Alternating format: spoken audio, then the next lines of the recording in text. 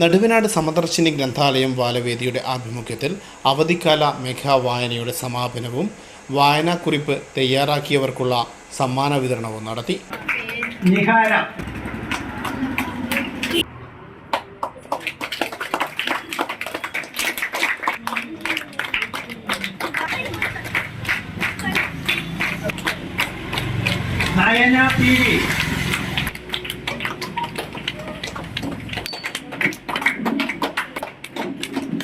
Devika TV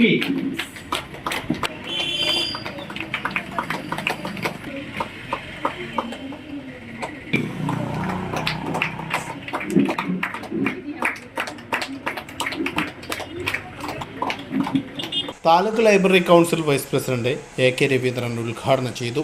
കേവലം 10 ദിവസം കൊണ്ട് 500ഓളം പുസ്തകങ്ങൾ വായിച്ചു എന്ന് മാത്രമല്ല, വെറും വായിച്ച് തള്ളലല്ല, ഗഹനമായ വായന.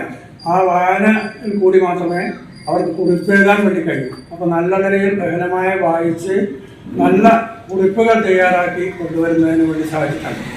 അപ്പോൾ നമ്മുടെ കുട്ടികളിൽ നല്ല നിലയിൽ വായനാശീലം വളർത്തിയെടുക്കുക എന്നുള്ളതാണ് ലൈബ്രറി ഇങ്ങനെയൊരു പ്രവൃത്തി കൊണ്ട് ഉദ്ദേശിക്കുന്നത് എന്ന് നാം കാണേണ്ടതായിട്ടുണ്ട്. നമ്മുടെ കുട്ടികളെല്ലാം തന്നെ വേനൽക്കാല അവധിയെടുക്കും. അത് നമുക്ക് ശ്രീജൻ പുന്നാട് മുഖ്യപ്രഭാഷണം നടത്തി. മെയ് 15 മുതൽ 25 വരെ 10 ദിവസം 10 പുസ്തകം വായിച്ച് അനുഭവക്കുറിപ്പ് തയ്യാറാക്കുക എന്നതാണ് ഈ പദ്ധതി.